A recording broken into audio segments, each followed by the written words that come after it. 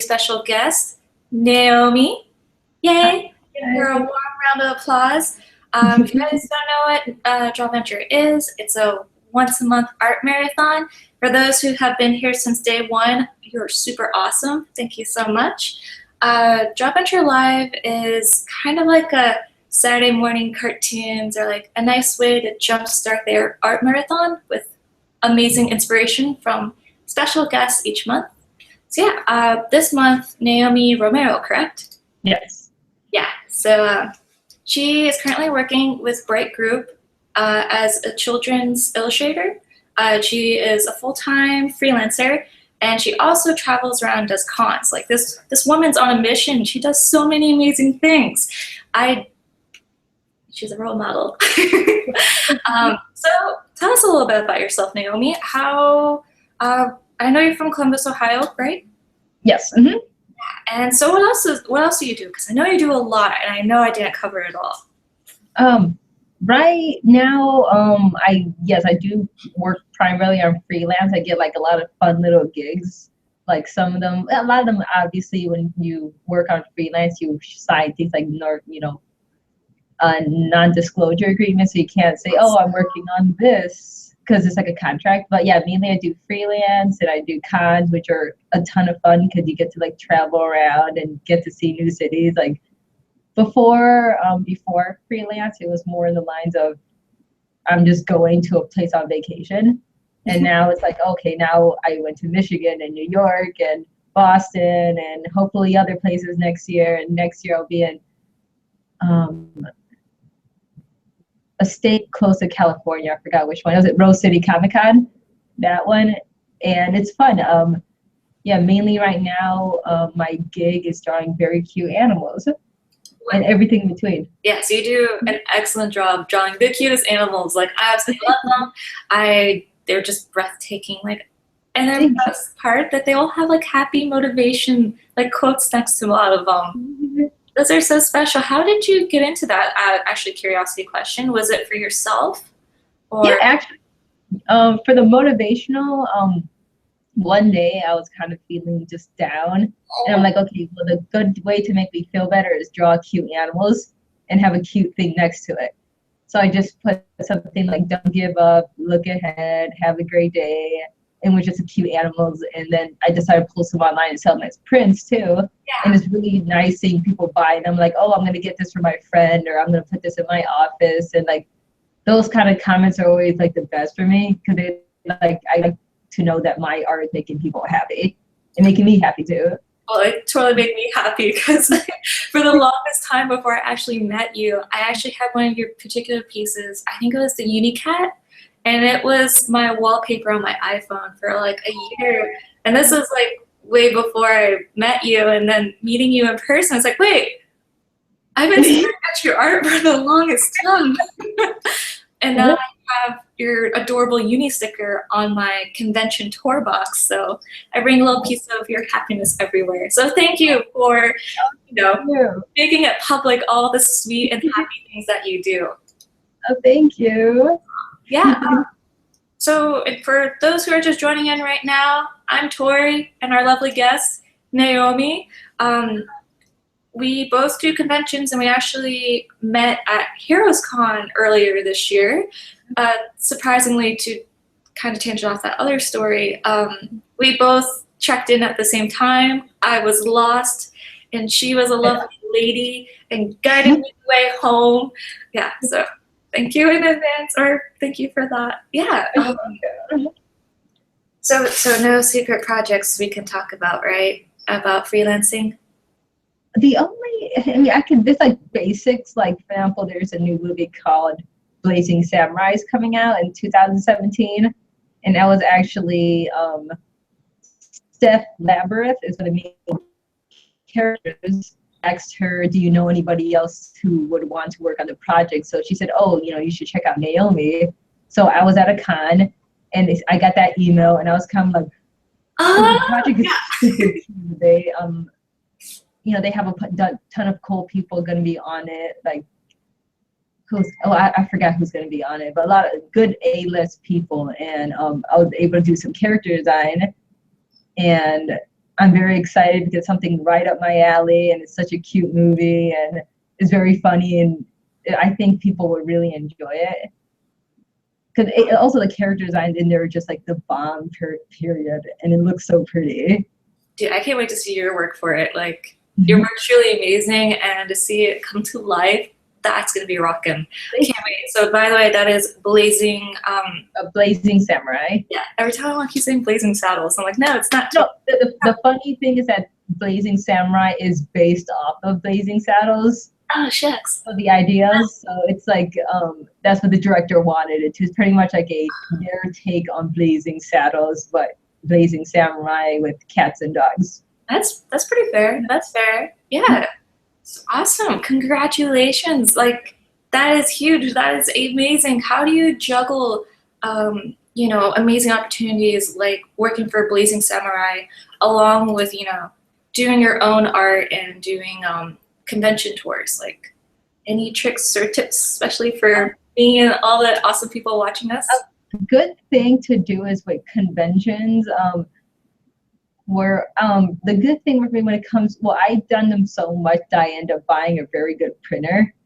So I could work up until the day of the convention and print them off, where before I would have to stop at like 1 or 2 weeks ahead of time because you have to send them off to the printer and get them and everything.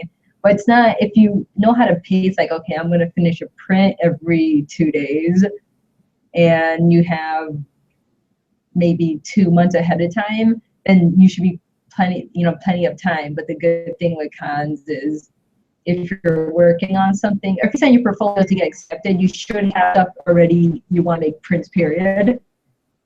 And that way you don't have to make a lot for it. And like juggling that with freelance and everything, I just try to like saying, okay, this time of the day I'm going to do this. At night I'm going to do freelance because that's when I'm most creative. Yeah.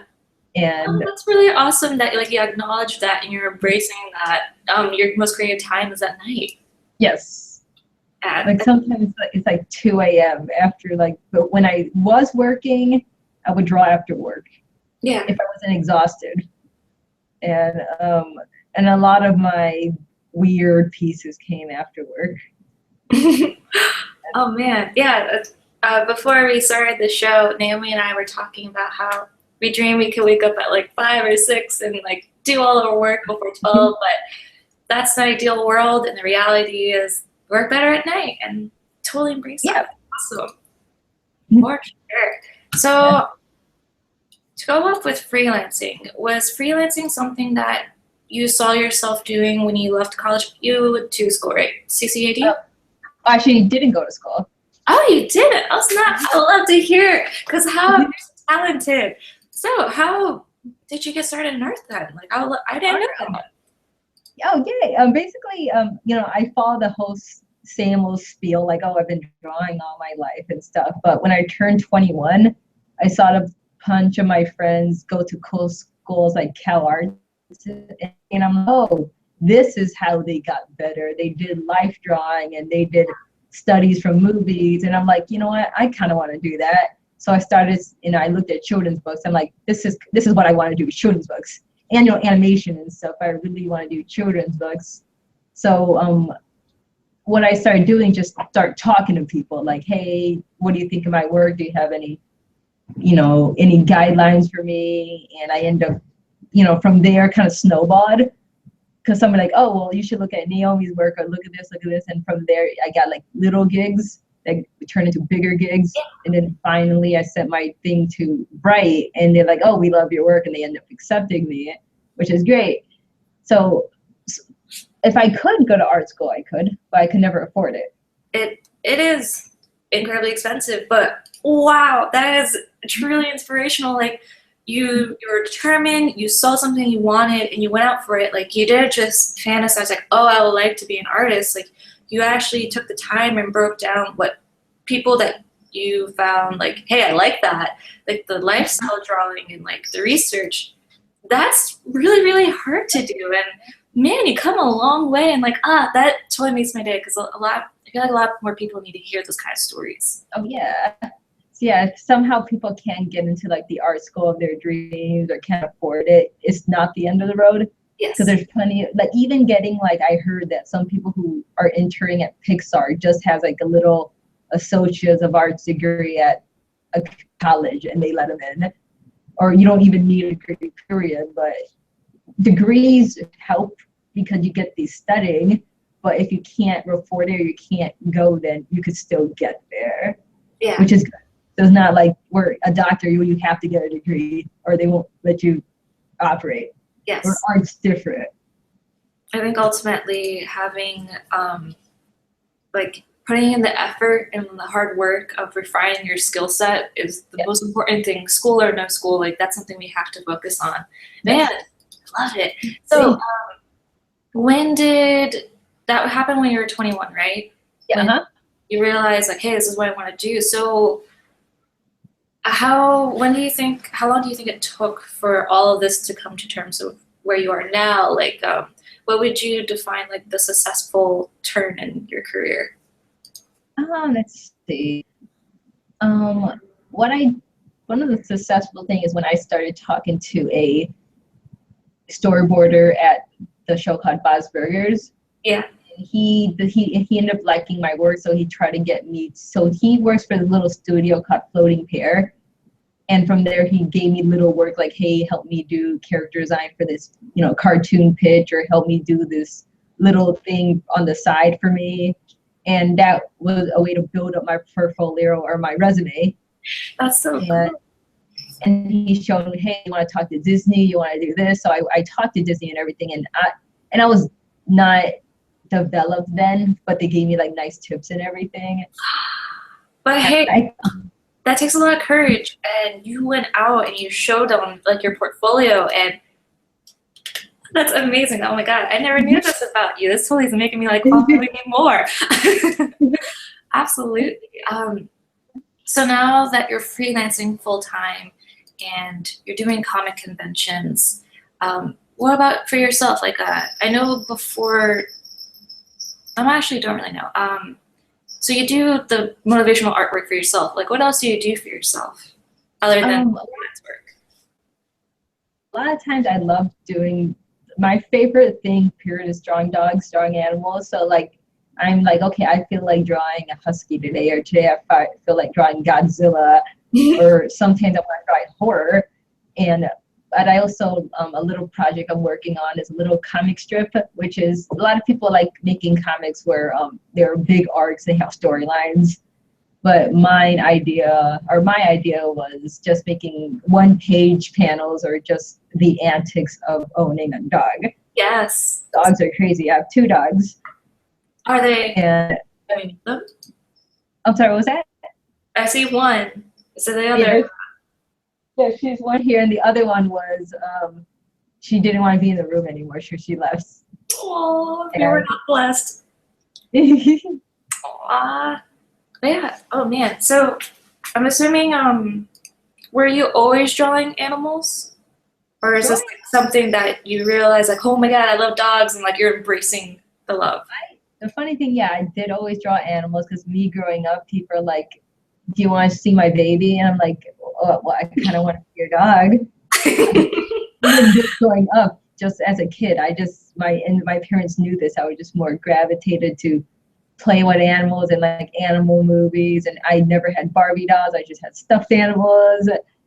And so it's like, for my personality and aesthetic, it just fit for me. Like drawing cute animals, because I love critters so much. And anyone. It could be a snake, it could be a spider.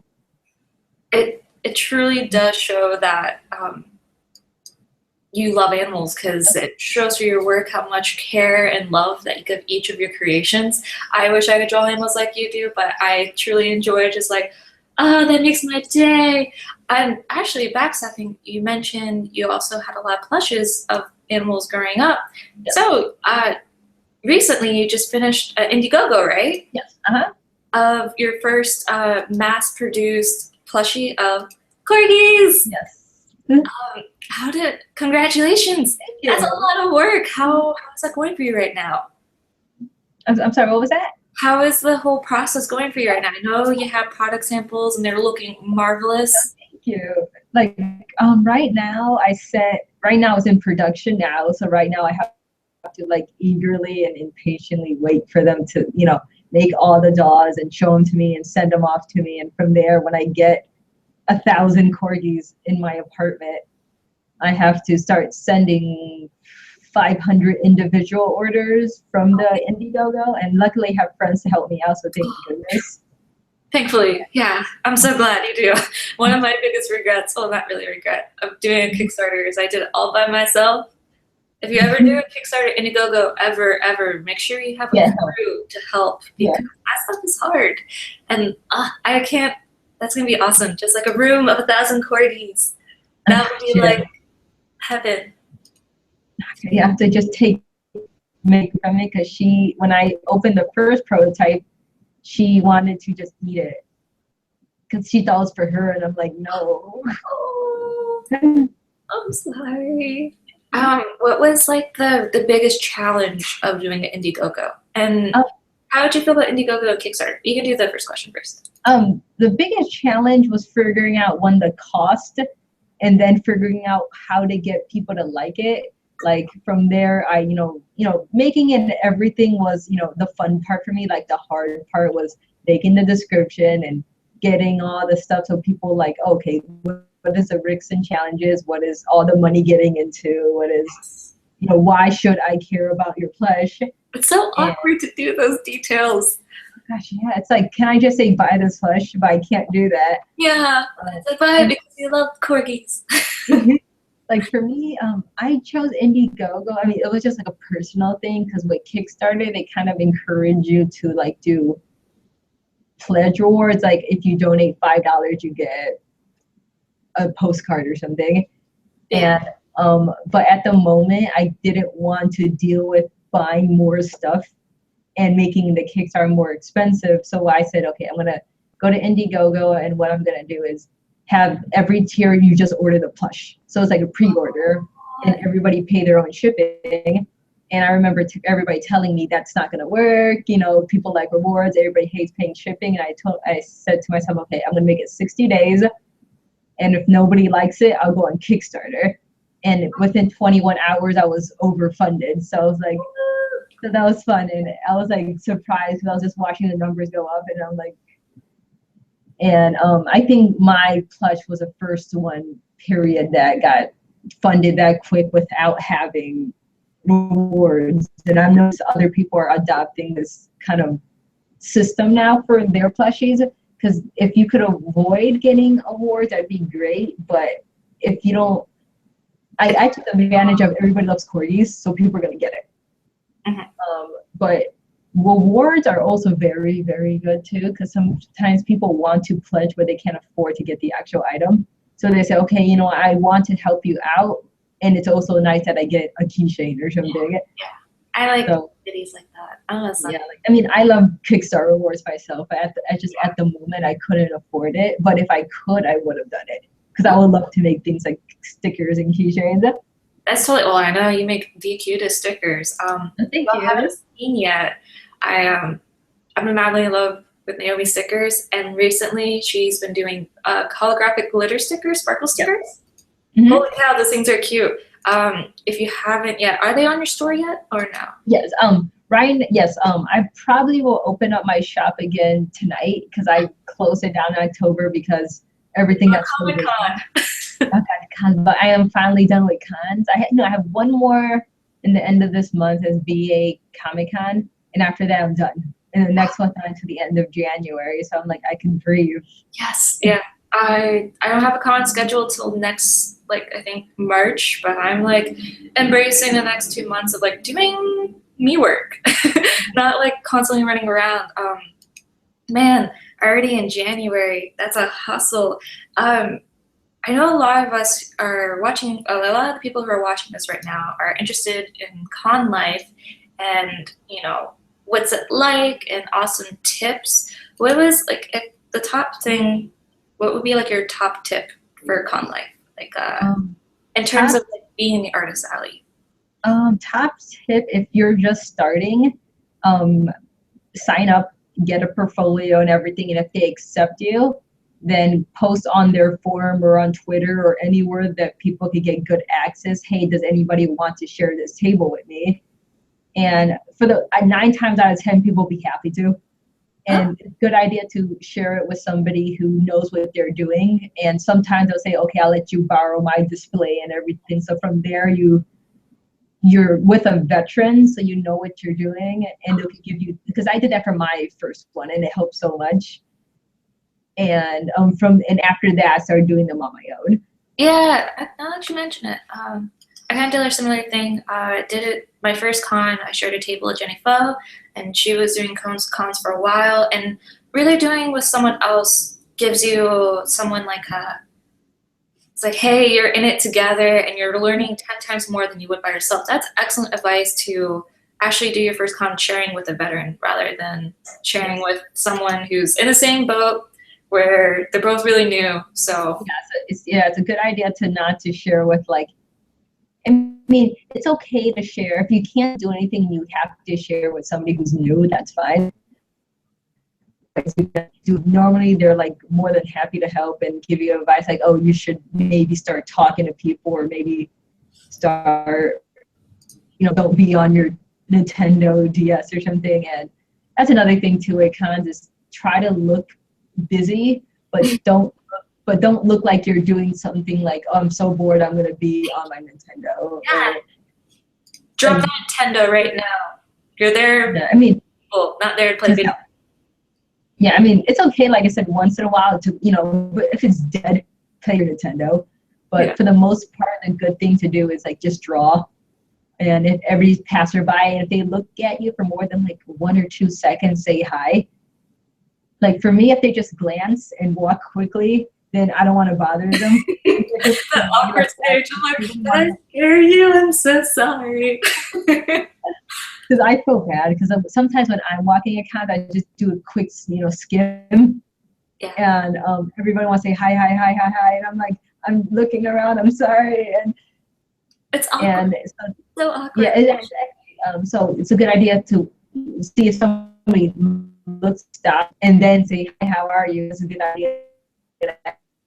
Yeah. And how was it? Like I did that for New York Comic Con, because I was like, I always tell everybody, did you see anything cool? Did you go to a panel? How long do you have to wait in that panel? And it was great. Absolutely. Absolutely. Oh no, Naomi, are you there? Oh yes. No, she dropped out. Am I there? Yeah, you're back. Fantastic. Okay, goodness. We actually do have a question in our QA box about con life. Yes. For those who are watching on Google Hangout, you are able to drop in a question in the Q&A box, and Naomi and I will be more than happy to answer them. Towards the end of the show, I'll start checking through YouTube to see if there's any comments and any questions in the comments. Yeah, so without further ado, there is a question from Surprise Baby. Sorry, I just butchered that. I sincerely apologize. How did you both get started? Currently trying to get my name out there, but going to a really small convention this year. Happy face! Congratulations on going to a con this year. We wish you all the best. As I mentioned earlier, I got started with Jenny Fo actually a year and a half ago. This marks my full year of doing comic conventions. What about you? I know you mentioned your first show, you posted it in a forum saying, hey, I got into this show, who wants a show with me? Yes. What was the deciding moment that you were like, I'm going to do a show, I'm going to sign up? What were you thinking? I think the first con I did was Colossal Con, and I was kind of drawing more, doing illustration. And then I'm like, let me give cons a try and see if I like it or not. And so I posted, and I ended up sharing with Paige Hall, who is also known as Thumb Cramps. And she said, oh, I'll share with you. And I'm like, okay, so we split the table, and from there she had her big display, and we, figure out like, this is my half, this is your half. And the good thing is you're starting small, which is great because there's less pressure. With like larger cons, you get kind of overwhelmed. And the smaller cons, you don't have to spend as much and everything to like, it's not for like bigger cons, like, okay, I need to buy a lot to stand out. which is stressful because you don't want to, for your first con, you don't want to spend so much that you're in the red. And also the good thing is your main goal is to break even at least. And if you don't, it's fine because you'll figure out what to do next time. But don't say, I want to make $2,000. Like, no, like your first goal to say break even to cover all the costs going. Yeah. And if you make more, that's awesome. But if you don't, that's fine. Even if you're in the red, it's okay. Like you'll figure out, okay, this is what people like buying. Like, oh, I liked this print, but people really didn't like this stuff. And they're like, and then you kind of just start loading your stock for next year and kind of doing more display work, because display work also is very important. It's so frightening to have like a good display. It's like, oh, I need to constantly upgrade it.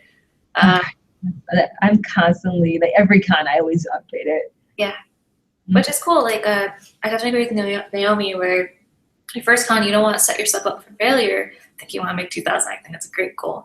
And that you want to go into the mindset, hey, I just want to see how people are reacting to my artwork. I did this weird thing. I'm not sure if you do this. I actually have a little clipboard, like this little clipboard, and I have like my full inventory, and I keep track of what sells what days by like color coordinating it. And it's actually surprising to like go home at the end of the day. It's like, oh wait, that print was actually my best seller when I thought it was this other print. And that way you can see, you can phase out what's not selling and like stock up more of what is and create more art that way. That's something silly I've been doing this year.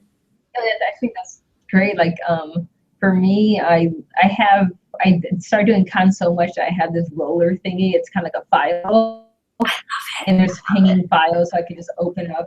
And there's like, oh, you know, do you want a corgi? So I just look and pull it out. Yeah. But because sometimes I forget to say, like, mark down what sells. So I'm like, oh, do you want a corgi? I open it, I'm like, oh, I forgot it's sold out. So that's kind of, so I have to go on the display and take it down, and that's like the pain. And yeah. And then we're like just checking offline. I'm sorry. Yeah, I gotta bug you about your con setup next time. Because actually, when I met Naomi, I was standing behind her in line, and she has a twin. And I was like, man, those girls are really cute. And I looked down, like, man, those are really cute suitcases. I really need to invest in something like that. And then, yeah, you two are very cute. At Heroes Con. So thank you so much, Surprise Baby, for submitting their question. Oh, we have another question that popped up. yeah. This is from Kim, and it goes, I have seen bad attitude scares away sales. How do you deal with handling your emotions at a big show that starts out bad? For example, you had no sales on Friday, and you're feeling crushed. Oh. How do you recover your attitude before Saturday rolls around? Excellent question, Kim, because when you're at a con, you have to be on your A game. You gotta be like, you're happy to be there, and that you never know. First off, Fridays are Fridays. Fridays can always suck. Never judge a con based on a Friday. Yes, correct. Because it can just go sour so quickly, and you'll be ultimately surprised what could actually happen. Sometimes Sunday could be your best day, so Saturday also sucks. Hang in there. So what do you think, Naomi? How do you deal with handling your emotions at a big show that starts out bad? Yeah, that actually happened to my last con in YomaCon, where Friday was my worst Friday was my worst Friday ever there. So I'm like, oh, so I was, I as me being human, having mistakes, I kind of felt down. And I noticed me feeling down drove away sales. So I thought, so halfway through, I'm like, no, I'm here to sell. You have to make it look like you're happy to be here and everything. And what helps is always have a con buddy, because if you're doing bad, talking to somebody else helps a ton. Like, my table mate was doing bad, so we're just kind of like joking around, like, oh my gosh, this sucks and everything, but being in a positive mood. So not enough where like customers would notice and like feel weird. But if you're alone, it makes it kind of a little more emotional. Like if you have somebody else, then it's like, oh, if you're doing bad, just start talking about something random. Like, oh, let's talk about a show. Let's talk about these cosplayers coming around. talking to your table mate if they're not busy, or taking a picture of cosplayers. Like, try to see it from another perspective. And yeah, that's true. Friday is not a good way to judge a con, because like summers, it's common to have very good Fridays, but like around, let's say, the fall, everybody's in school, everybody's at work, so they're trying to come out, but they can't. Yeah. So a good thing is, if Friday, the good thing is try to eat a good meal and try to go to sleep. So on Saturday, you're kind of like, yes, let's go. I'm going to try this again. I'm going to draw. I'm going to be happy. And like I said, it's not bad to feel bad that your first day or the entire con is going bad. Like, I do remember, though, I went to Cincinnati Comic Expo, and somebody across from me was doing okay in sales, but I admired how happy he was. And I'm like, I really need to be, everybody should be like this guy. Like, he was just happy to be here. And I could tell that helped people come up to him, because he was not feeling bad that he didn't make as much as he thought on a Friday or Saturday. Absolutely. I absolutely love the advice of just being happy, and wholesome advice about eating well and getting a good night's rest. Like, Yes. We need, definitely, I don't think anyone in the artist alley really does eat well. We eat con food. Oh gosh, yeah. It's like, I normally tell, what I've been told and what I'm starting to tell people is, try to have one real meal at least that day, like a really good breakfast or a really good lunch or a very good dinner. Not like, because con food has something like chicken fingers and fries, which is a real meal, but kind of not. So like, if you could afford it, go to a restaurant. If you can't, just get something cheap but good. Like, I just got salads my last con, and I felt so good, because normally I like, because it was a good salad. It wasn't like a crappy, like it had like meat and cheese in it, but most of the time I just eat like fries or something. So it's not good for me, but it's okay to indulge at cons. Like, cons, I tell myself it's okay if I eat bad food. I'm allowed to. I admit, Heroes Con had some really good con food, though. Yes, they did. You know what? I'm happy you said that, because my good, I kept getting chicken fingers every day. Because I know, me too. I was like, what's these chicken fingers I need for the rest of my life? How are they so good? And they're like $3 for the most glorious chicken fingers I ever had. Like, and then a ton of fries. So it's like twice a day I had chicken fingers. yeah, it was that good. So, Heroes Con, thank you for feeding us well. Like, thank you. Yeah, to go off what Naomi said about, talking to people, like your booth buddies around. I usually do my cons solo. I'll sometimes have help. So most of the time I'm all by myself, and it does get daunting, because I'll start singing all by myself because I have no one else to talk to. When a show is really slow and it's really bad, that is your prime time to turn that show around and actually walk around, have like a stack of cards, and hey, I am X, Y, and Z. It's a pleasure to meet you, and just like talk to them about their work, your work. And I think dead shows are the best time to network and figure out how other people run their show. Like, I learned the most during a dead show. Is that weird? That's not weird at all. For me, I need to start doing that myself, because sometimes it's so dead. I do that when I have a table mate, but I forgot that I could totally put a sign up saying I will be back in 5 minutes. Just come back. Yeah, and like, always make friends with, like, if you're solo like me, or like if your booth buddy is gone, your other fellow table mates, like, ask them, hey, can you watch my table as I peace out? Because, sometimes I gotta go to the bathroom too, so might as well use the excuse to do other things. Exactly. So yes, definitely do be nice at shows, because when you're not, yeah. But do bring your cash box with you. I've heard horror stories at like AwesomeCon where other people's cash box. So bring it with you. Just keep it. Yeah, keep it with you at all times. Bring your purse too. Yes, indeed. So Kim, I hope that we have answered your question all right. Just keep up the spirits high, eat a good meal, network with your fellow peers in the artist alley, and I hope that your future shows, if they ever turn out to be bad, that with these tips they'll be a little bit better. And yes, definitely. This is another random question. Oh, it's not really random. I apologize. Your question's not random. I am so sorry for saying that. I apologize if I do mess up your name. It's Catrell Games. And her question is, how do you know how many prints to make for a con? I'd love to hear what you think, Naomi, because I have a totally, I love to compare our systems. Oh, when I started off, I started off with, let's say, catprint.com, and I love them. So if it, they don't pay me or anything to say this, but I love them, and everybody should go to catprint. But I started off with 10 of each. And I also, the good thing is, bring a hard drive with you of all the files. So if you notice, like, crap I sold out of, because I did happen to me, I end up selling out of a certain print by Saturday or Friday, I forgot. But I had that hard drive, so was able to go to, let's say, like a Kinko's and reprint it. But for the most part, 10 is very good. Yeah. Like for New York Comic Con, one print, I sold over 60 of just one print. And but I brought my big monster printer with me. So I just kept reprinting.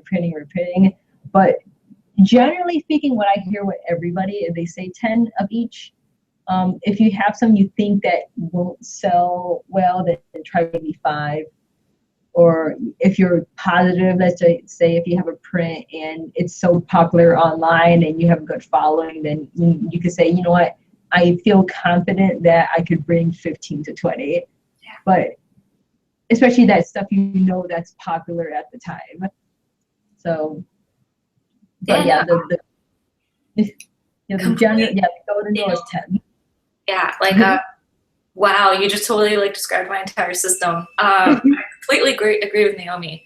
10 prints is what I start off all my standards. Anything that I know won't sell as well, but I know that there'll be like 2 people in the crowd that'll be like, I need that in my life. I'll bring like 4. Yes. But they're not my most popular print. Like, for example, my Powerpuff Girls, I do that.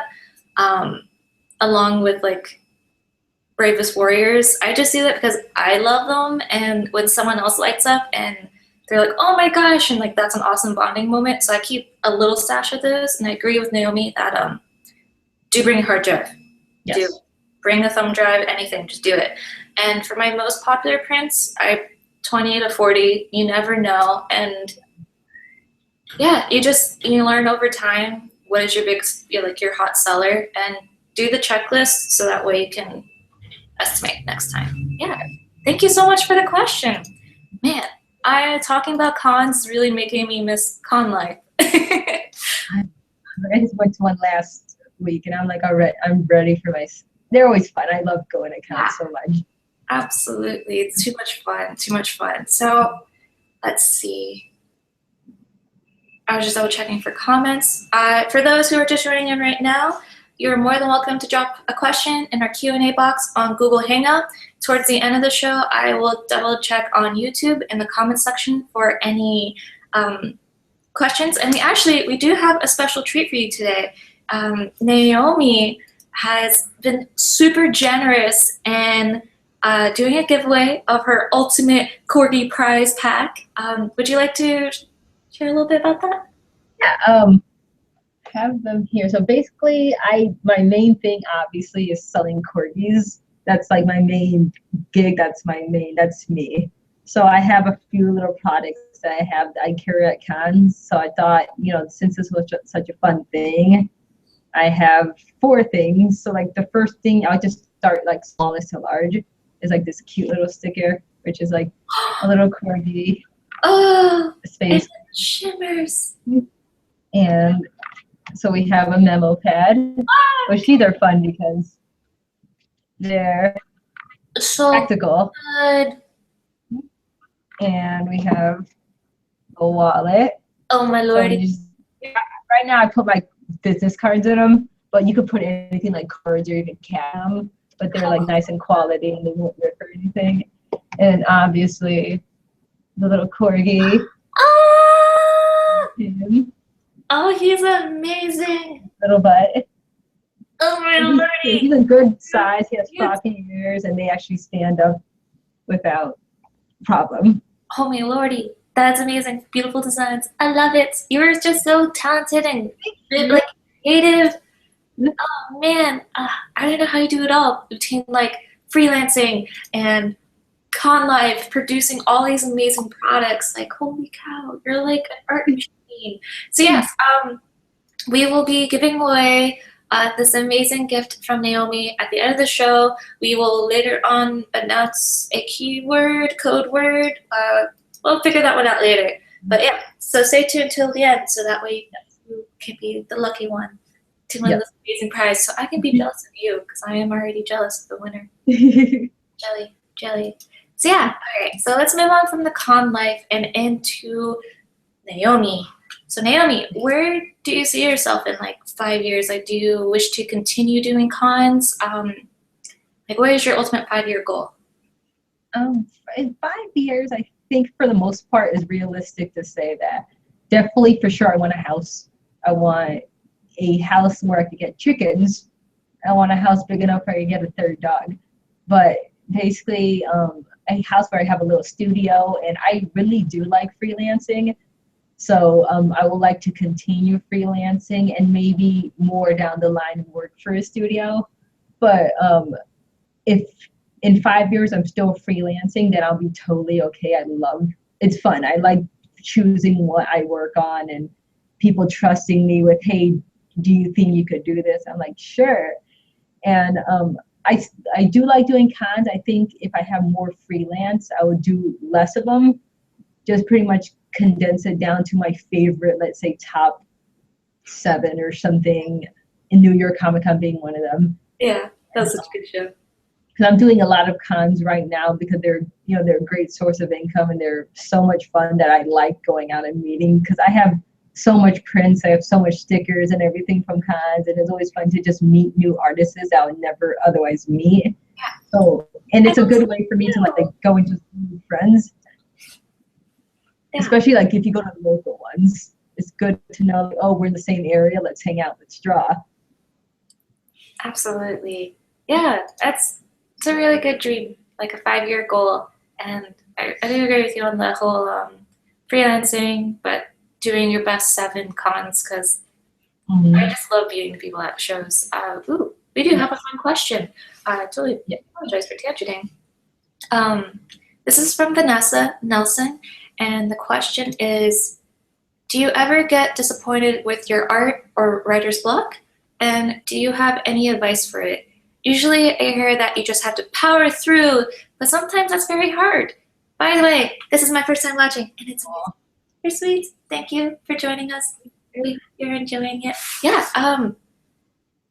Do you ever get disappointed with your art or writer's block? Yeah. Yeah, it's one of those things that it makes me happy when I learn this, that even like your heroes will feel at the time that they get disappointed. And the funny thing with them is, like, you look at their art, like, even your disappointment is amazing, but to them, in their eyes, it doesn't look good.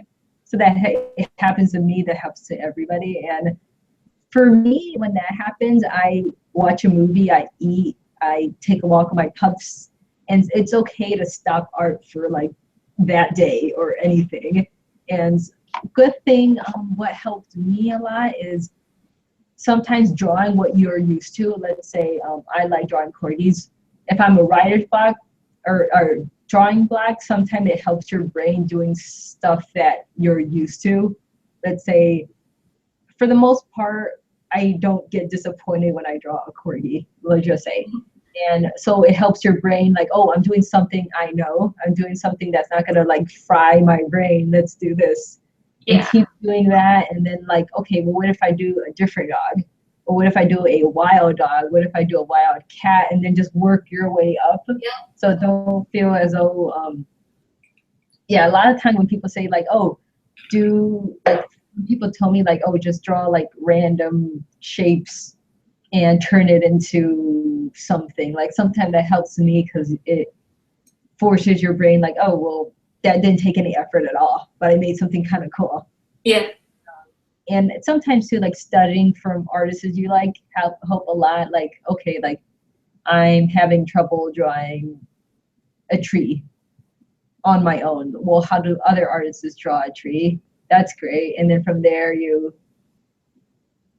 see if you can replicate it without you have it next to you, you replicate it, see if you could own it, as in like, do I like this technique? And obviously the good thing is don't copy from people. Do it to learn. Don't share it, obviously, unless the artist is totally okay and you obviously like credit, like, oh, look at this tree I drew from so and so. But it's, yeah, when it says, yeah, the powering through it is hard. It is. Like, It's hard. people aren't specific, like, what do you mean power through it? The method you described, just building momentum of just starting with what you're comfortable with and just transforming it small steps at a time, is beautiful advice. Like, yeah, and let's say if sometimes people say, well, what if what I normally do is still give me an art block? Like, what you could do is like let's say you love drawing like pinup girls, which is, you're so good at it. I love drawing pinups. And let's say you're art blocking that, and like, what if I do one in a different attire, or what if I make her sleeping? It's like you're still doing what you know, but enough where you're kind of branching out, but not enough where you're like you're hurting your brain, and that just makes an art block even worse. Like, absolutely, like your main focus is to reestablish the feeling of what you love to do. Like, keep in mind, like, those happy emotions and feelings that you experienced when you made like your best pieces. Keep those in mind and reestablish those connections when you do make new art. Like, as Naomi mentioned, like, just small little tangents, and like seeing yourself doing something new will be like, oh, I am capable of doing that. Or like, if you're not able to do that, you'll be like, I got some work in. Now I know what I need to do. So either way, wow, my ears just popped. Either way, just try to, how would you say, just try to do something a little bit different, but don't judge or be too critical of yourself for not being right or perfect. Yeah. Like, be okay to fail, and just embrace that failure and that experience and view it as a growing opportunity. Exactly.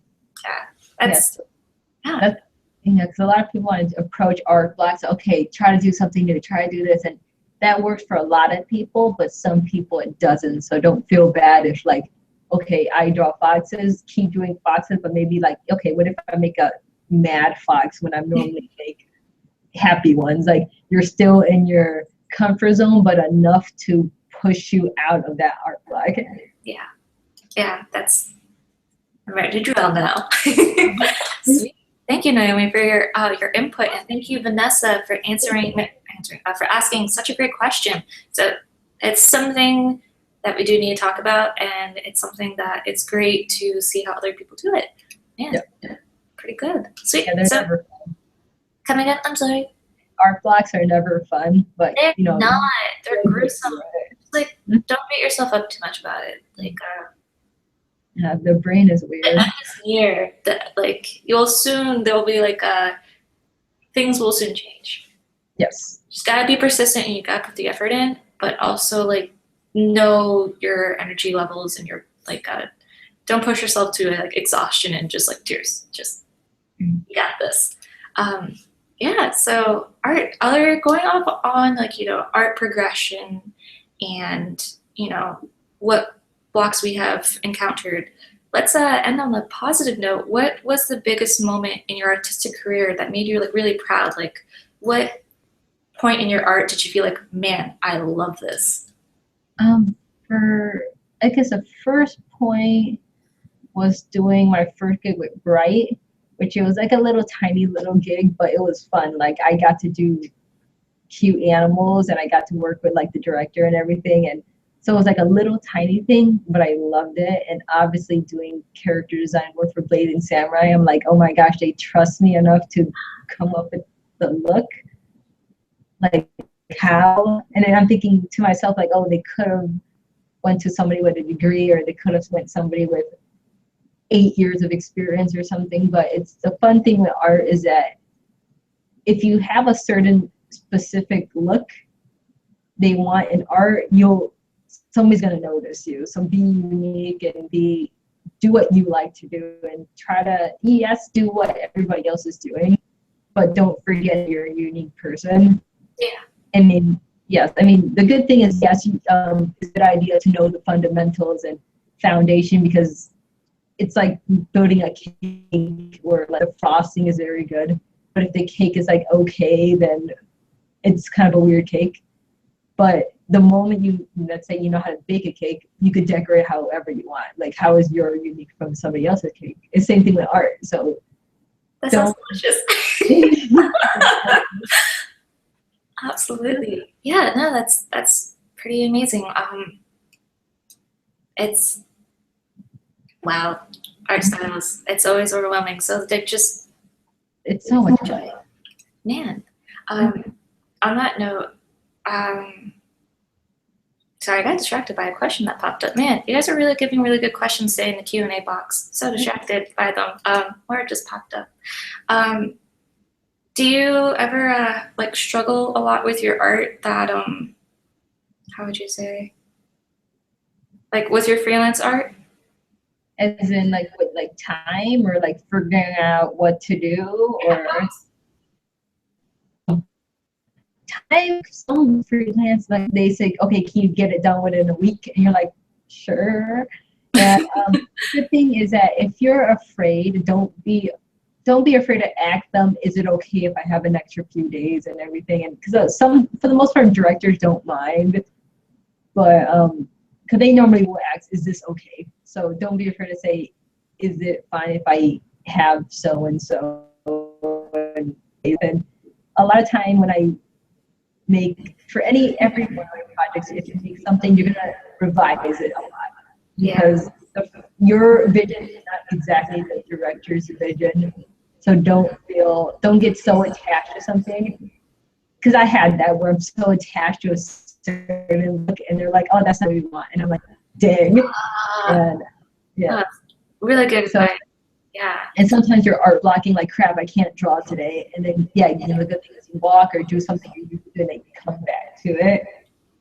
So like, even people who do it for a living have art blogs, so you just have to figure out what's the way to get you out of it and try to come back to that every time. Yeah, man, wow, that's really good, solid advice. Keep that in mind, folks. That's really good.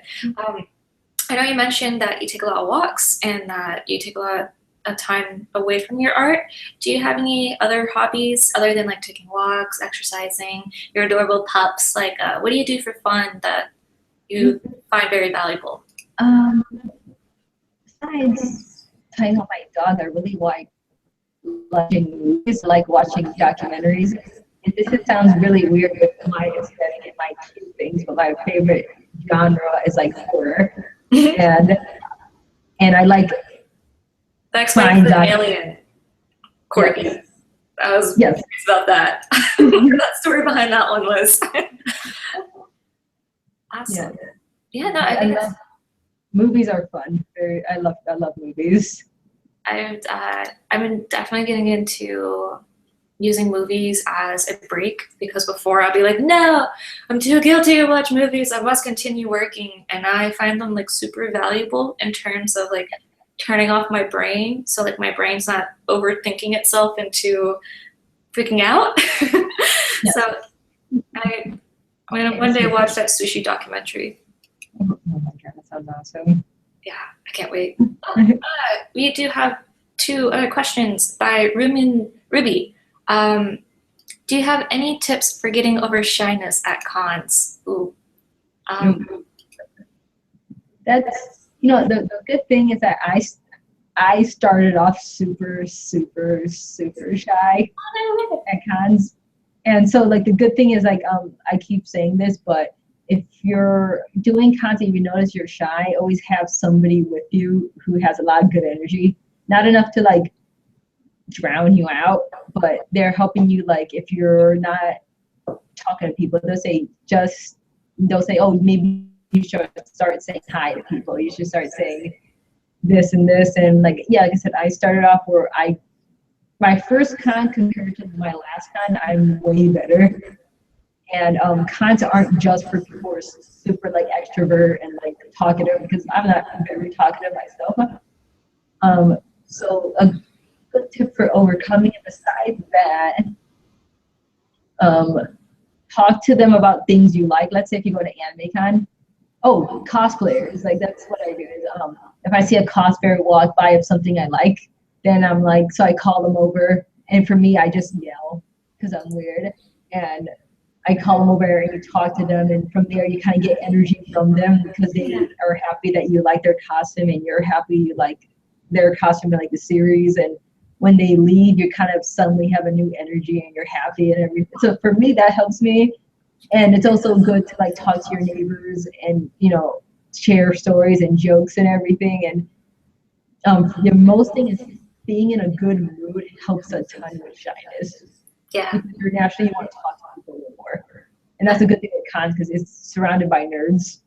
And nerds are very accepting, and they're not like if you sell at another show where they'll be all, why you're shy, you know? Yeah. So I see shy people. It's just like, it's okay to be shy, just also be professional, try to smile, look that you're passionate about what you're doing. And for the most part, people will look past that you're shy and not exactly like jumpy and everything.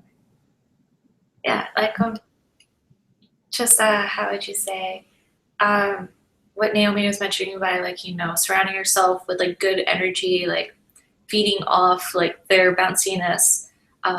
Definitely having booth buddy helps with that. Yes. And con world, they're just so incredibly nice that they still love you even if you're quiet, shy. Just smile and be like, hi. Be proud of who you are and your artwork, and you're there to show the world what you got. And that's a pretty amazing thing. So it's okay to be shy. Just don't forget to say hello. Yeah. Yes, be happy, be passionate, and that's pretty much. I would rather see a passionate, shy person than an over bubbly person who really doesn't like their own work. Yeah. So just think about how much you love the con life and how much you love doing what you do. And I think you could do it. Yes, this is another question by Vanessa, which has been plussed up a couple times. And the question is, what and who talking about your passion is truly attractive? Yes. Yeah. So do it. I wish you best of luck at shyness at cons. I believe in you. You can do it. Yes, this is another question by Vanessa, which has been plussed up a couple times. And the question is, what and who are your biggest inspiration to you? And also, what and who drives you to keep going and creating? One of my, what are my biggest inspirations? One, my animals, because they're crazy and I love them. And for who is a lot of people I look up to is people who are already in the industry. There's like Steph Labyrinth, who is in the way she helped me get that fun character design gig. But I also like Brittany Lee, she works for Disney. Corey Loftus, he also works for Disney. And also any people of color who works in animation or movies or anything. To me is knowing pretty much the excitement of drawing, like, oh, what can I be? And also new artists, like, don't discount these new little artists who are still getting up, but it's always fun to see how they're growing. Yeah. And what drives me is knowing pretty much the excitement of drawing, like, oh, what can I be in 5 years? What can I be in 2 years? What can I be in 10 years? Doing something you like helps a ton. Yeah. Having a project helps a ton. Like, I have my little dog people comic, so that, like, I'm so excited for that. That's gonna be fun. I'm excited too. It's like, so let's say if I need to work on anatomy, like if I tell myself, well, if I work better on anatomy, my comic will be a little more funner because I could do more things with it. Yeah. If I improve this, it's so having a good project helps a ton. It makes you think. If you give your project like a life, like, oh, I'm improving for people in my comic. I'm improving for, you know, what I could be in 5 years, and it helps you. I don't want to say accountable because that's a scary word. I guess it sets the road. It's like it sets a path to a ideal future that you would like for yourself. Because if you visualize it, then you're gonna go towards it. And having also know that success doesn't have a timeline. So if you're not where you are in, let's say, 2 years, then it's okay. Like look back and say, okay, well, I did improve. What can I improve? Because I see a lot of people where if they're not successful by 25, they feel like a failure. Like I'm gonna be 24 this month, and so sometimes I sit back and like, wow, I didn't do as much as I thought, but then I'm thinking, you know, I'm doing fine. Yeah. I'm drawing, and I'm still drawing. That's all that matters. I didn't give up. Like failure is only when you give up. Yep. So don't think failure is because you're not there yet. Yeah, absolutely. Man, that was spot on. Perfect advice. Like, yeah, I gotta like write that down, quote that. I really like what you said that art, how would you say it? It's not a race, it's not a marathon. It's our own personal journey, and that we don't have to be perfect right now. And I think the best part about the art journey is that you're learning and you're growing, you're experiencing it. And I feel like once you are there, it's kind of like, now what? So Exactly. I think the best thing to do is just constantly strive for a better you. Yes, exactly. That's a fun thing with life. Life, you know, life is very, very long. You don't have to finish everything by your 20s. You still have, like, for me, I told myself if I'm not where I am, I will be happy if I'm 40 and at my goal. Yeah. So it's pretty good. That's as long as it's not. Yeah, there's a ton of people I know who did it. It's like, oh, my goal is to create a show. They didn't create it until they're 40, but they did it. Yeah. They're not any less than somebody who created it at like 25. So it's amazing that they stay true to their goal and determination for that long. That's admirable. That's pretty cool.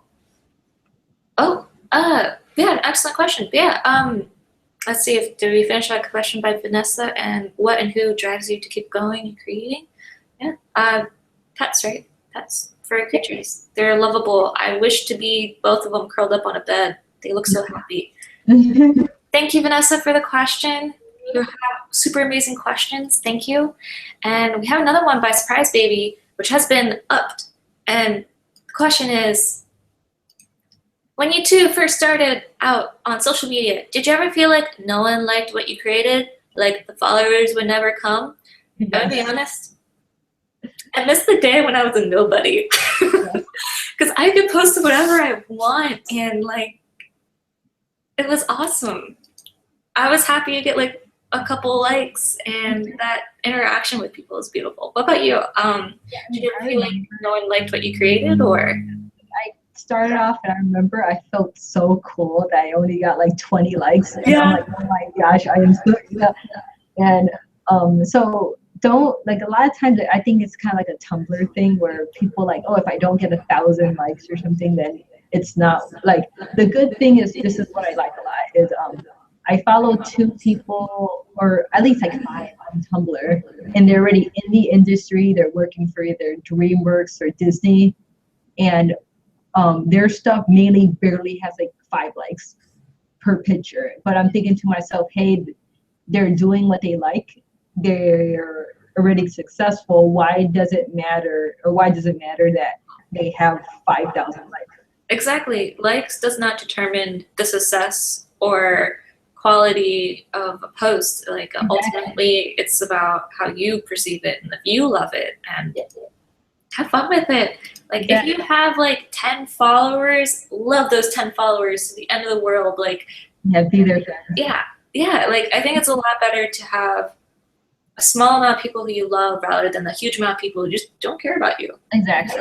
Embrace who you have. To the point I stopped counting my followers everywhere, because I'm like, there's a group that I love, and then there's people who just following just to go along for the ride. Yeah. So success is not what your follower count is, because like I said, I know so much people who are way farther than me who only has like a fraction of my following. So from then I told myself, okay, it doesn't matter. I'm drawing what I like. I'm having fun, and eventually they'll come.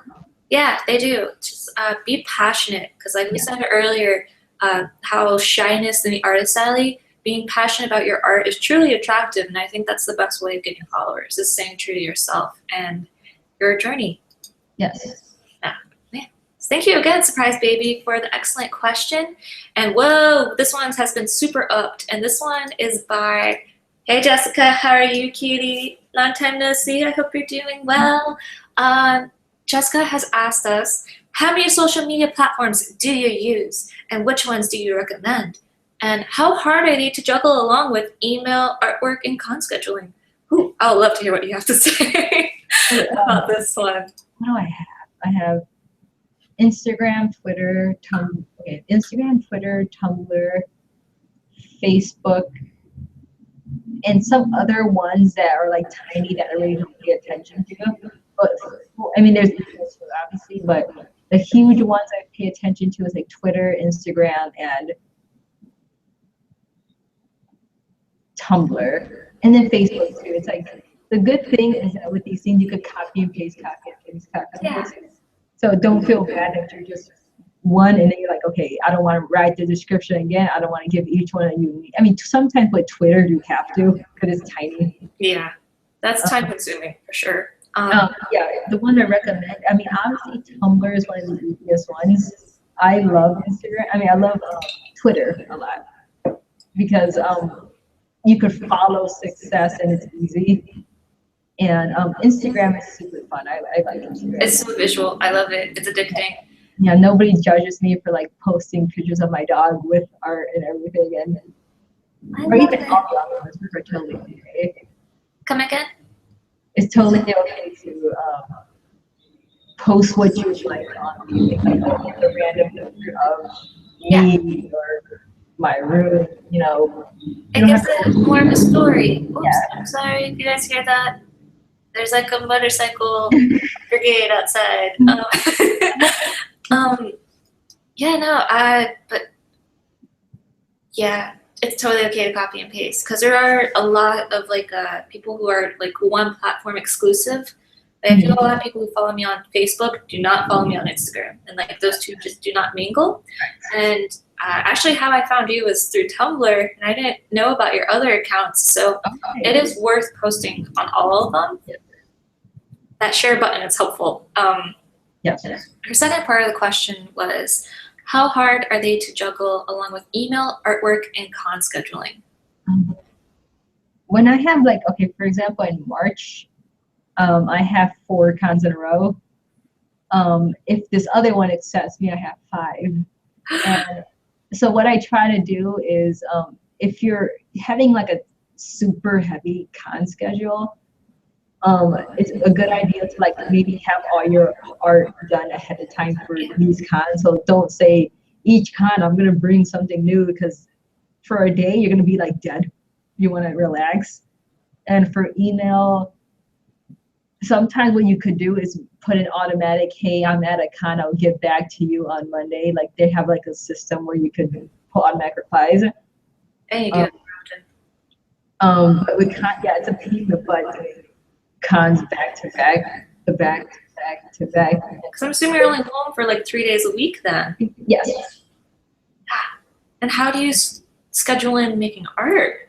Yeah, for those, when I have those, normally I don't have these super condensed, you know, congested con schedule. Like normally it's very spread out, so it's very easy to say, oh, I'm gonna answer emails, I'm gonna do art and blah blah blah. And if I have these ones where like I don't want to drop any of them, I want to go to awe. I want to make sure, because maybe one day of that week I could like catch up on freelance. But obviously, if I have one that's due, then I have to dedicate all 3 days. But sometimes 4, because Thursday, I don't have to leave it on a Thursday. But yeah, it's a very good idea to, if you're having a hard time scheduling, don't schedule all of them very close together. Yeah. Last year, I think I only had 2 back-to-back, so it was okay.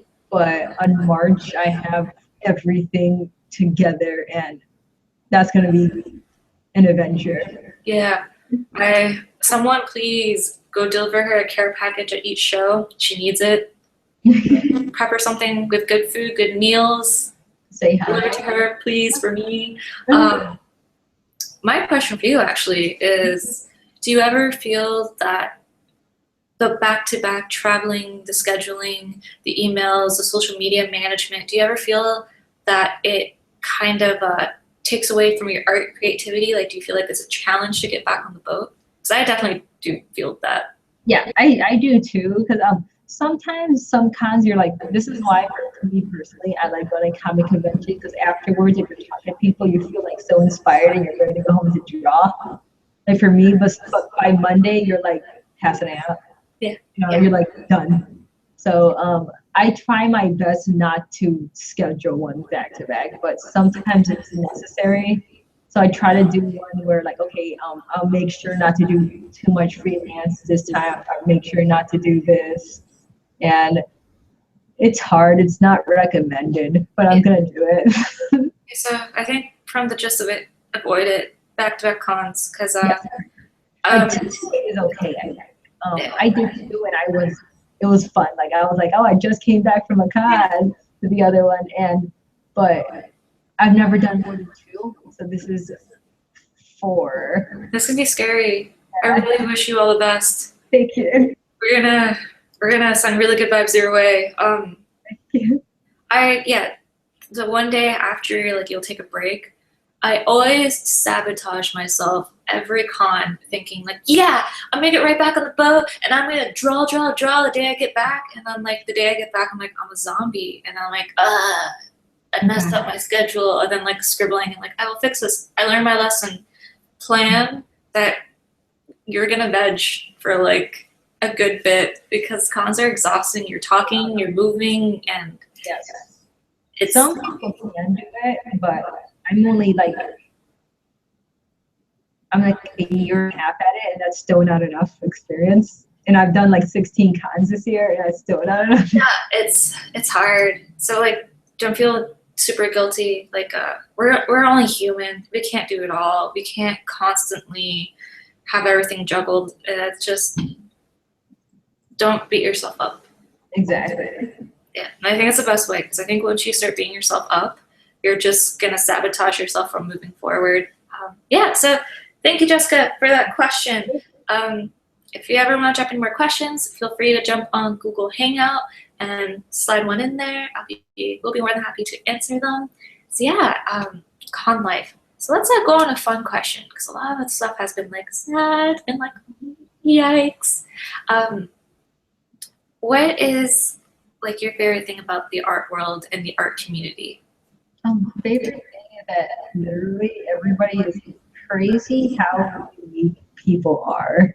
Like, I see somebody's style and I'm thinking, how the heck did you come up with that look? Yeah. And they made it, they owned it, and it's so much fun. Like, and I'm like, oh my gosh, I wish I had that style. Or like, so it's totally okay to like cherry pick from like, and then create your own. But my favorite thing with with the art world is that literally everybody is so unique on it. There's 50 ways to draw a tree. Yeah. There's 100 ways to draw a dog. There's 5,000 ways to draw a cat. There's not one. Everybody has a voice, even if you feel like, oh, my art feels like this person. Well, I'm pretty sure there's at least like 50 ways why yours is more unique than theirs. So it's the individuality in each art, which is my favorite. Like I like finding out new artists, and I'm like, oh my god, I've never seen this style before. It's insane. I love it. For sure, yeah, that's really amazing. Like I love watching on Instagram, seeing how everyone tackles different things, and yeah, it's a beautiful journey. Absolutely. Oh, we got another question. Jessica, stop with the good questions. You're so good. How do you think of these questions? This has also been pressed up. And the question is, do you ever do a con alone? I hope not. I've done it once. I did. I haven't. I travel by myself, but once I get there, I have someone to meet up with. So that's nice. If so, how? If not, who do you bring? And what do you think artists want in people that help at cons.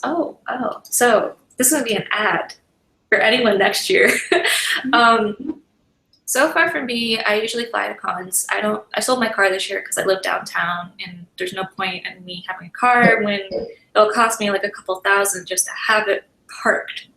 So I'm like, I walk everywhere. Meh. So it is my biggest fear to travel by myself because one, I feel like I'm gonna get mugged and that someone's gonna run off with, like, with all my original art or something. And two, I'm worried that I'm just gonna get kidnapped and not end up at the show. And I'm afraid I'm gonna knock someone out with my print box because that thing was like 50 pounds. I'm so scared. And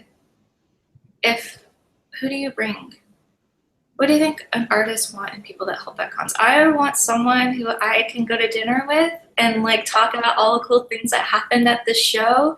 It would be super awesome if the person can help me, like, just, I don't know. It's just someone happy. I just need someone to talk to. What do you think? Who do you go to cons alone? I did once and it was weird.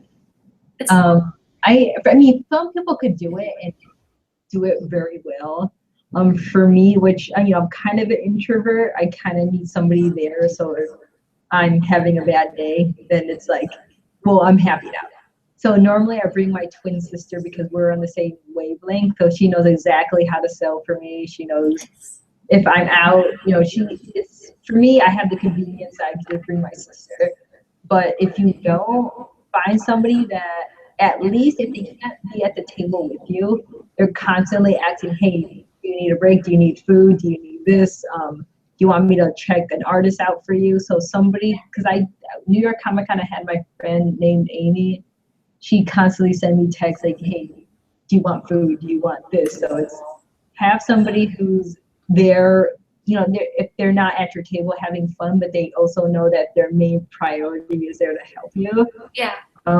Yeah, that's what to bring. their main priority. If you're gonna get them a ticket, make sure that they're not gonna flake out on you because that sucks. I mean, what to bring? Food. Yeah, bring food. A ton of water. Yes. Bring food that doesn't perish, but try to bring like fruit because fruit's good, and I love fruit myself. Yeah. And nothing that's too messy because if you're eating and somebody approaches, like for the most part, people think it's funny. But I'm like, oh, I'm sorry. You're like, and they're like so sweet, like, oh no, I'm sorry. I'm like, no, it's okay. So bring me after. Yeah, hand wipes. They're your best friend. I have like a giant stash in each con box. Mm-hmm. And you're good to go. Hand sanitizer. Yeah.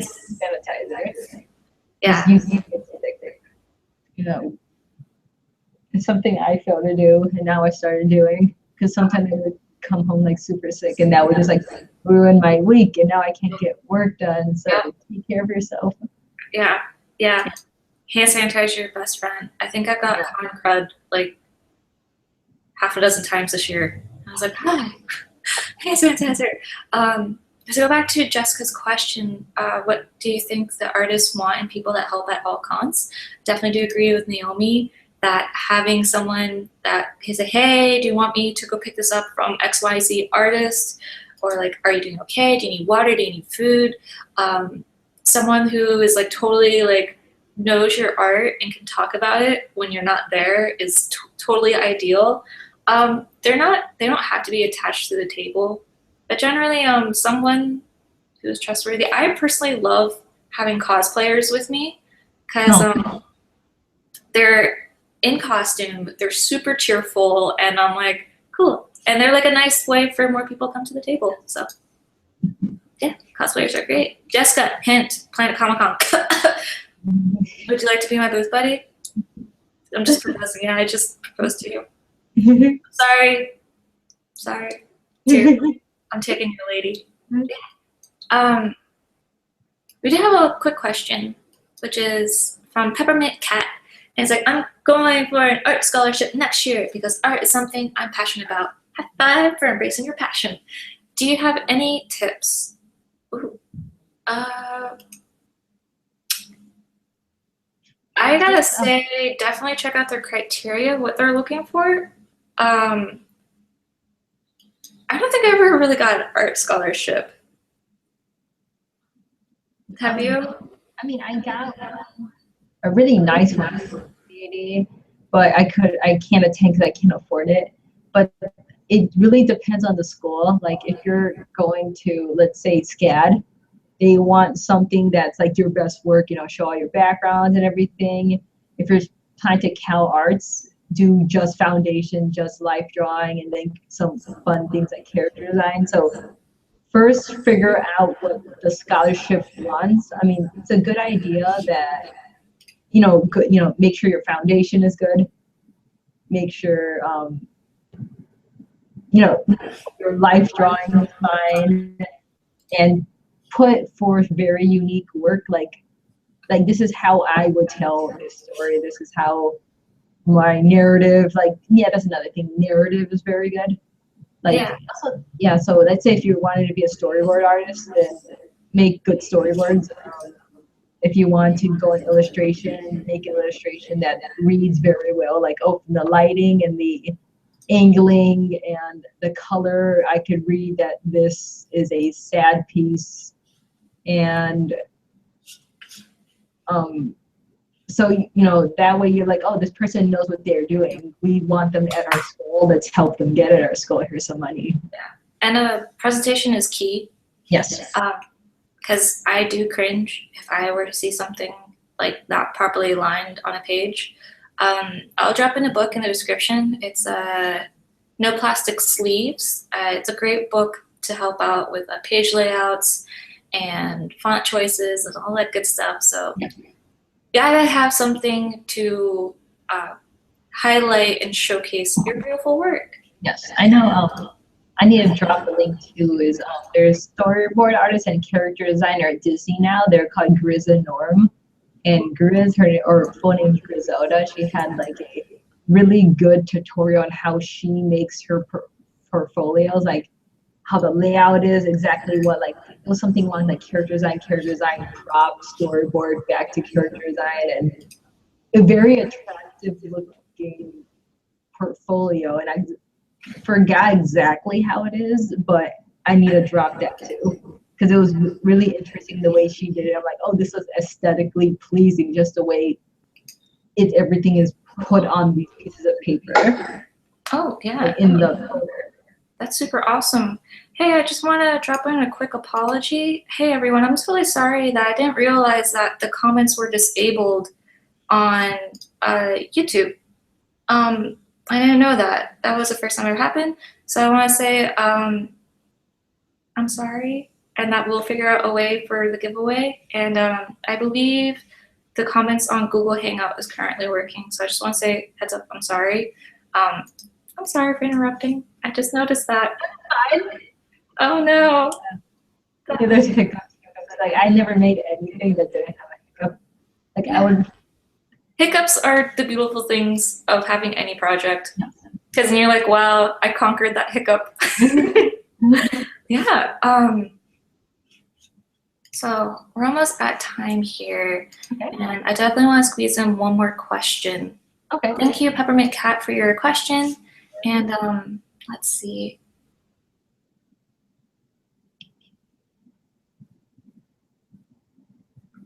I want a happy question. Alrighty. So for any aspiring artists who are watching this today, what advice would you give them? Like something for them to think about as they continue their journey through Drawventure and throughout the month? What the good thing is, like, growing up, I wish people told me, hey, you should really focus on foundation and life drawing. And it's one of the things that, like, I really don't want to draw stupid hair, but now that I see, like, oh, I kind of needed to draw that stupid hair. Yeah. And it helps you because if you have good foundation, if you have good life drawing, then it's way easier to do character design and like stuff. Like the general rule is you need to know the rules to break them. Yes. You know, because otherwise, if you're making character design, if you're making, then it looks good, but spines don't work that way, or torsos don't look that way. You know, So that's the main thing is I wish people told me about life drawing. I did not know. Yeah. The school system failed me in that. Yeah. So I wish people, life drawing is kind of daunting at first, but once you get into it, it's so relaxing because you're pretty much just drawing what's in front of you, not thinking. I completely agree. Yes. So yeah, that's the main thing I think is foundation life drawing. But it's okay to have a spin on it. You don't have to make it, oh my god, realistic to the point that it's like unbearable, and it just kills the fun. Yeah. Oh yeah. Yeah. So is realism necessary for our artists? I don't do it, but it's a good idea to. What you should good idea for you to look at is that I always tell people is look at portfolios of people who got to the school called Cal Arts or California Institute of Arts, if I got that right, because they have it where it's not realistic, but a lot of motion and enough style that it's unique, but it doesn't look like a cartoon, if that makes sense, where they're drawing what's in front of them, but they're putting their own spin on it. So you don't have to draw like a hand, let's just say, and make like every little shadow and detail. Like just know that, this is here, these lines are here, and realism helps, but really you don't have to, as long as you know why that works. Because it will help your art. But if you don't like drawing realism, it's okay. Yeah. Because I don't. I like working with shapes. Yeah, shapes. Shapes is the way to go. Because I love shapes. Yeah. So the good thing is, realism helps to figure out stuff, but cherry pick it. And know the foundation of why it works, but you don't have to draw like a realistic head if you don't want to. Yeah, that's perfect advice. And that's something that you should continue doing even outside of school, and forever and ever, because life, you can learn so much from life drawing. Man, wow, sweet, thank you. And actually that answered someone else's question in here, is realism necessary for all artists? So I wouldn't say it's necessary, but I think it's very important to learn. Like Naomi gave us a beautiful explanation about. Indeed, awesome. So now it's our giveaway time. Is there a particular keyword that you like to say? Maybe your pet's favorite toy? They like antlers, so just antlers. Antlers? Oh my god, I love it. I'm going to extend the giveaway period of time since we are having a little malfunctioning on YouTube. So I will be collecting entries on Twitter, on the YouTube page, and on Google Hangout. And if you drop in the code word antlers in your comment, and feel free to drop in your favorite part about the show or your favorite piece about Naomi, any words of wisdom that she has offered us today, because she gave us so much good advice. I'm going to go through and write some of that down, because those are gold nuggets. Yeah, antlers. And don't forget to check out Naomi on Instagram, Tumblr, and Facebook. She posts so many cute animals. And her shop will be going up later tonight, right? Yes. Yeah, so have a Twitter, and I'm assuming you will probably post on Twitter that it's live. Yes. Mm-hmm. Yeah, so definitely check that out. I kind of did stalk your shop earlier because I was waiting for more originals to go up. So I will win. Whoever is going to try to win, any of us. Yeah, and I would love to hear more about your upcoming comic. So we'll definitely have a link to that in the description too.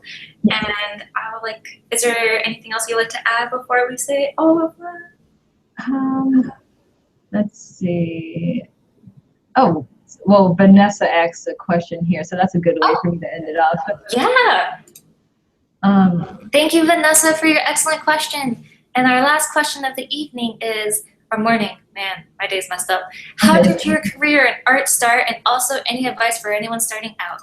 For someone starting out. For me, to cap on that was I started when I was 21 with no school, and my main advice would be neck reading. and pretty much just talking to people. Like, people think networking is very scary. Like, oh, I have to be business-like and everything, but it's pretty much making friends, asking for advice, and getting yourself out there pretty much. Because I was able to, for all my gigs, pretty much talking to somebody and they talk to somebody and somebody else talked to somebody, and a snowball from there. So also constantly put your work out there, have a portfolio, so easily accessible. Because for example, Boom Studios found me just through my carbon made portfolio, and that was weird, but that was awesome. Yeah. Yeah, constantly update a portfolio. A good place to network is always like Facebook for me for some odd reason. Twitter is very good, but don't ignore all the other ones like Tumblr and Instagram. But main thing is make friends. Yeah. And get yourself out there. Like, a con once in a while is good for you because you don't have to sell, just going around like, hey, this is me, have any advice? And a lot of my friends end up getting cool gigs that way. They're like, oh, I like you. And they're like, speaking of which, I know somebody who needed character design for this, and your work looks good. And so it's always scary talking to people, but it gets exciting. So yeah, so the main thing is make friends. Yes. And it's always like an old rule, like people get jobs by people or you get in with by the people and that's true. It is. Because you can't get in with just like, oh, Disney's asking for character designers to make your portfolio, and sometimes you're in, but a lot of times like, oh, did you know that this person is, we have a character designer, but this person has a cool thing. Do you want to check them out? So your friends will help you.